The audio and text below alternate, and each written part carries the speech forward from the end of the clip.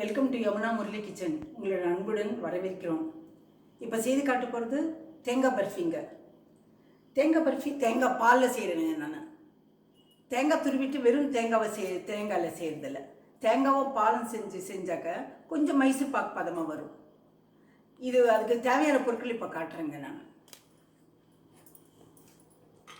பாருங்கள், தேங்காய் துருவல் இதை வந்து ப்ரெஸ் பண்ணி போட்டிருக்கேன். பாருங்கள், அவ்வளோ டைட்டாக ப்ரெஸ் பண்ணி போட்டிருக்கேன்.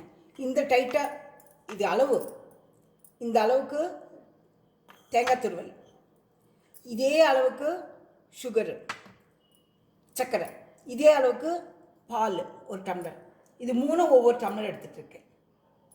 இதுக்கு தேவையானது ஒரு கல் உப்பு ஒன்று போடுறேன். எனக்கு இனிப்பு கொஞ்சம் தூக்கலாக வரும் ஒரு கல் உப்பு போட்டால். 6 ஏலக்காய் பாருங்கள், ஒரு 10 முந்திரி பருப்பு 2 கட் பண்ணி போட்டிருக்கேன். நான் இதுக்கு கொஞ்சமாக இதில் எடுத்துகிட்டு இது குங்குமப்பூ எடுத்து கடைசியில் போட போகிறேங்க. கொஞ்சமாக நெய் போட்டால் போகிறோம். இந்த முந்திரி பருப்பு வறுக்கிறதுக்காக நெய். இது வந்து பிடிக்காமல் வரத்துக்கு கொஞ்சமாக வெண்ணெய் போடுறேன் நான். அவ்வளோதான். வெண்ணெய் இல்லைன்னா நெய் போட்டுக்கலாம், தப்பில்லை. தேங்காய் பர்ஃபிக்கு வெண்ணெய் நெய்யெல்லாம் அதிகமாக பிடிக்காதுங்க. நம்ம செய்கிறது தான், நம்ம அது கரெக்டாக பதமாக வரும். ஆனால் கொஞ்சமாக நம்ம அடி பிடிக்காமல் இருக்கிறதுக்கு வெண்ணெய் போடுறேன். இப்போ வந்து இந்த தேங்காய் துருவலும் பாலையும் மிக்சியில் தருன்னு போட்டு நான் அடித்து ஒரு முறை காட்டுறேன்.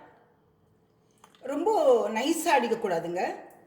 சும்மா பாருங்கள், தேங்காய் பூ இப்படி இருக்குங்களா, அது ஒரு 2 முறை போட்டால் போகும். மிக்சி போட்டு அடிச்சுட்டு இது ரெண்டும் ஒட்டுக்கா சேரணும், அவ்வளோதான். இப்போ செஞ்சு காட்டுறேங்க நான் பதமாக. இது ரெண்டையும் மிக்சியில் போட்டு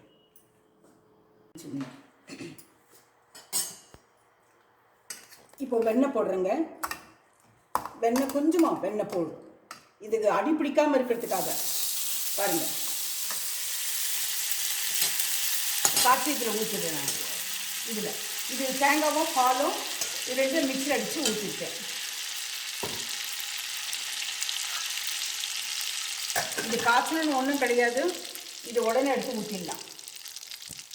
பாருங்கள், ஸ்டவ் ஆஃப் பண்ணிடுறோம்.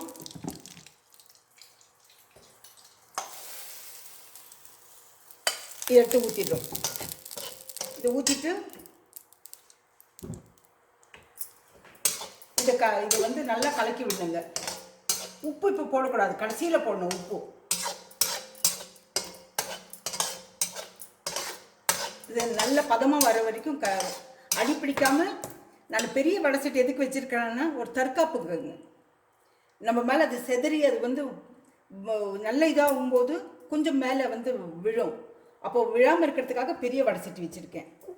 நீங்கள் இந்த குக்கர் இருந்தால் கூட குக்கர் வச்சுக்கலாம், தப்பில்லை. உங்களுக்கு தெரியறதுக்காக இந்த பெரிய வடை சட்டி வச்சுருக்கேன் நான். இது கூட இந்த சுகரை கலக்கிடுறேங்க. இப்போ பால், தேங்காய் துருவல், மிக்சியில் அடித்தது ரெண்டும், இந்த சுகரு, இது மூணையும் போட்டு வெண்ணெய் கொஞ்சமாக தாங்க. வெண்ணெய் இல்லைன்னா நெய் ஊற்றிக்கலாம்.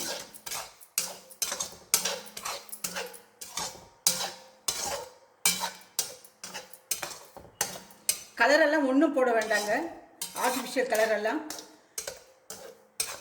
கடைசியில் குங்குமப்பூ போடும்போது அந்த கலர் வந்து வரதே போருங்க. நேச்சுரல் கலரே இருக்கட்டும்.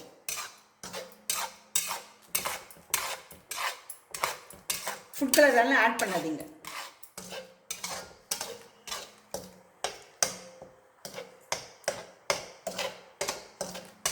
நம்ம இதை செஞ்சுட்டு இருக்கும்போது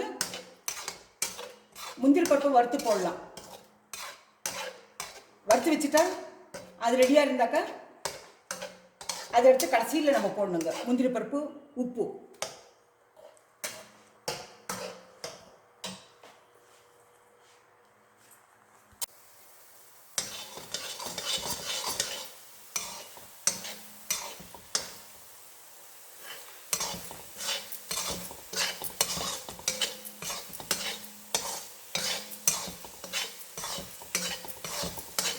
இது கலக்கி விட்டு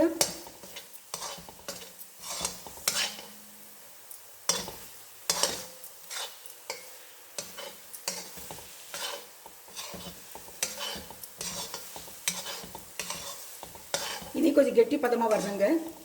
இது பொங்கி வரும்.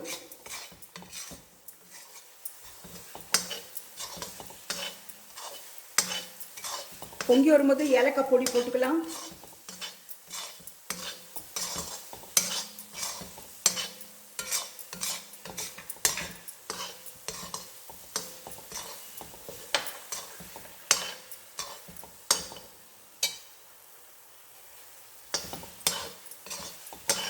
இறக்கிறதுக்கு முன்னாடி ஏலக்காய் போட்டாக்க வாசனையாக இருக்கும்.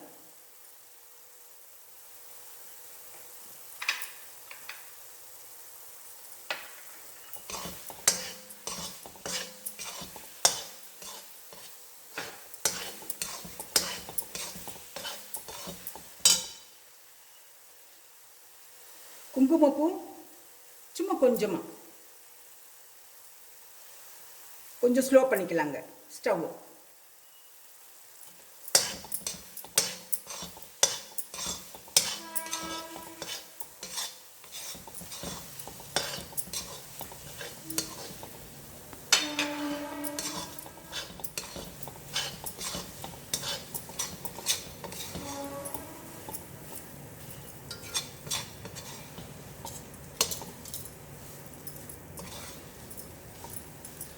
இது கட் பண்ண முடியாதுங்க, இந்த பழத்தில் போட்டால் கட் பண்ண முடியாது. நல்லா சேர்ந்த மாதிரி பொங்கி வரும்போது நம்ம தட்டில் ஊற்றிட்டாக்க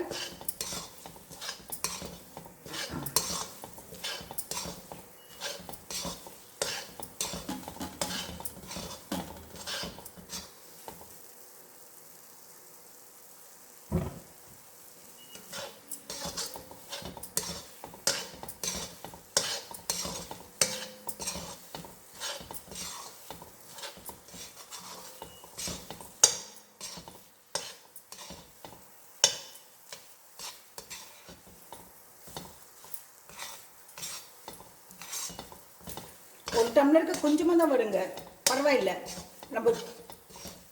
நம்ம குழந்தைங்க சாப்பிட்றதுக்கு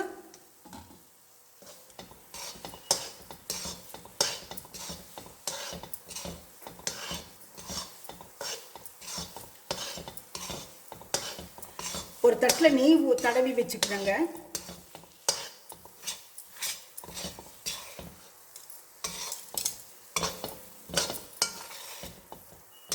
அதில் ஊற்றிட்டா போதும். இதை எடுத்து அப்படியே எடுத்து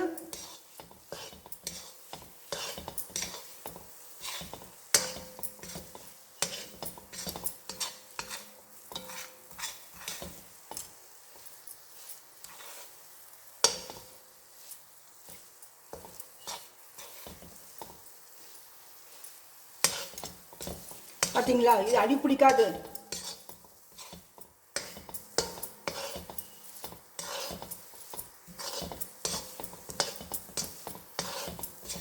அடி பிடிக்காம வருது பார்த்தீங்களா.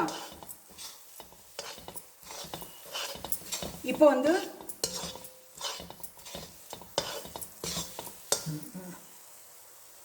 இந்த முந்திரி பருப்பு வறுத்து வச்சிருக்கேங்க நெய்யில், இது போட்டுடலாம். இதே தட்டில் வந்து இதை ஊற்றி வச்சிடலாம் பாருங்க.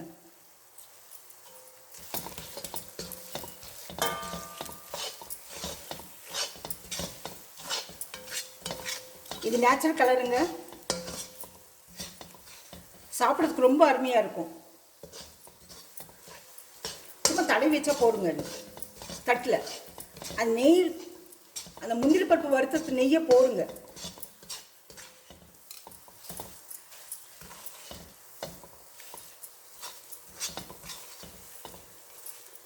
பார்த்தீங்களா, இப்படி பொங்கி வரும்போது அது ஒட்டாம, வடை சட்டி ஒட்டாம பொங்கி வரும் பாருங்க.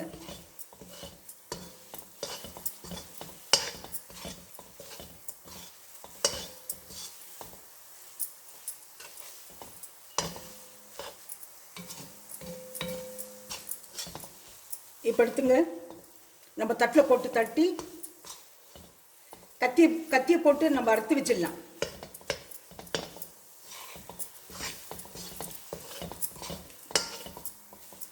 பார்த்தீங்களா,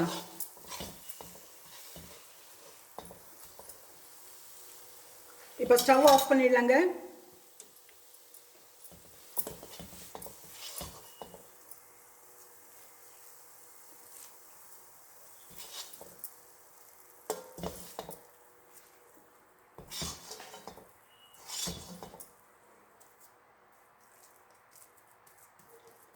ஸ்டவ் ஆஃப் பண்ணிவிட்டு நான் கொஞ்சமாக உங்களுக்கு செஞ்சு காட்டுறதுக்காக கொஞ்சமாக செஞ்சுருக்கேன் நான். பாருங்கள், இதை கட் பண்ணி வச்சிடலாங்க.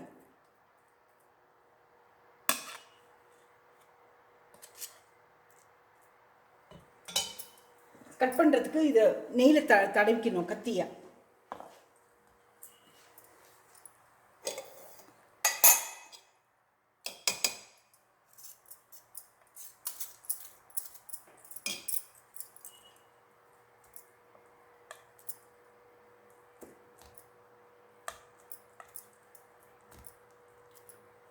இப்படி கட் பண்ணிடணும்.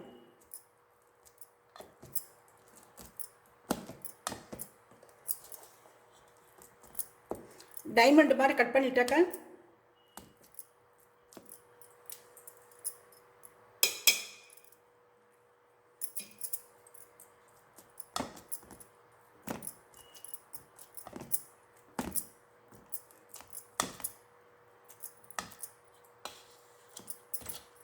இது பார்த்தீங்களா, இது தேங்காய் பருப்பிங்க.